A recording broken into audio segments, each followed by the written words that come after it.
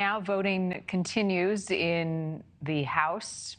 It appears that Jim Jordan, a representative from Ohio, will not become the next Speaker of the House, at least not in this round of votes. This is round two. It's unclear when the third round will happen, but you can see the votes being tallied. You've got Kevin McCarthy with 4 votes, Representative Steve Scalise with 4, the number on the bottom left of your screen, 7 others. Among them, I'm hearing former Speaker John Boehner receiving a vote.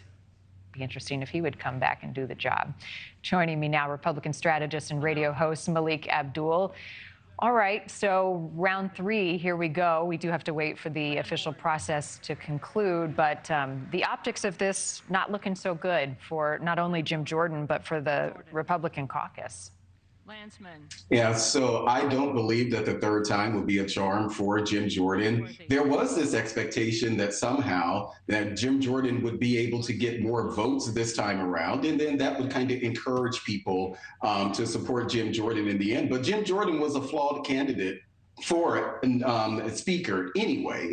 He's a very great on the Judiciary Committee. I believe Jim Jordan chairs the Judiciary Committee, but every person who's good on the committee is not the best person to represent the GOP caucus. And so I believe that that's what you're seeing now. There are a number of people right now. I'm looking at the vote. It looks like about 16 votes against Jim Jordan, and he only could lose 4. So I do believe that this is an indication that Jim Jordan probably won't make it, get the votes on the third time, but we'll see. Maybe it will be a charm. I'm just not convinced that it will be. Right. And the question that they have to be asking, if not in 2 votes or 3, is Jim Jordan the right person for the job to unite the party, to unite the caucus? Who else might make that list? If not him, Steve Scalise or other names? Well, there were a number of people who were against Steve Scalise, and I believe that Steve Scalise had more than 5 people. If it came down to it, I believe that he would have more than 4 people who would be against him. We know that there were 8 Republicans who joined Democrats in ousting Kevin McCarthy. So I don't know. My preference would be Kevin McCarthy. I thought that he was a fine speaker. But for those people who believe that Jim Jordan was the answer, they failed to realize that Jim Jordan didn't have he might have appealed to the Freedom Caucus, or he might have had great appeal for those who exist on the more right-leaning side of the Republican Party, but he didn't have the moderates. And you actually need that to build a governing coalition, because the Freedom Caucus doesn't run the Congress. And so I think that a lot of people who were supporting Jim Jordan, because of his tenacity, because of his fierceness on many of these issues, expected everyone else in the caucus to just go along. But there are a lot of people who were upset with the way that it went down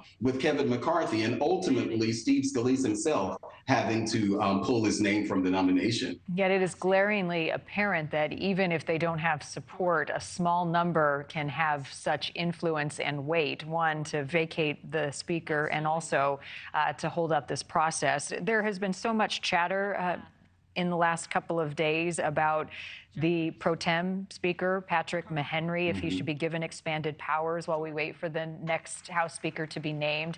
How likely is that to happen, given the fact the president's on his way back and he's going to be asking Congress for money to support Israel? Well, I think what you just said right there at the end, that the president of the United States will be coming back to our country and he would be pressing for support for Israel. And I think and it's ironic that it wasn't the shutdown that'll get them to actually do their jobs. I believe that it will be the funding for Israel that will get them to do their jobs. But ultimately, we don't have a speaker. So it seems as if that Patrick McHenry, being that, being imbued with additional powers or authority, it seems like that is a real conversation that people are having, but it also speaks to the problem that many of us had with ousting Kevin McCarthy in the beginning, is that there was no plan B. And at this point, it doesn't even seem like there was a plan C nor a plan D. But this is what happens when you have no plans and you just kind of go at it on your own. You don't have a plan. And even I would say voice that criticism, as well as for Democrats as well, who joined those 8 Republicans in ousting Kevin McCarthy. They apparently didn't have an alternative if Kevin McCarthy or another person didn't become speaker. So none of them Republicans deserve most of the blame, but Democrats are not blameless in this at all. Thank you for watching. Go to newsnationnow.com to find NewsNation on your television provider. And don't forget to click the red subscribe button below to get more of NewsNation's fact-driven, unbiased coverage.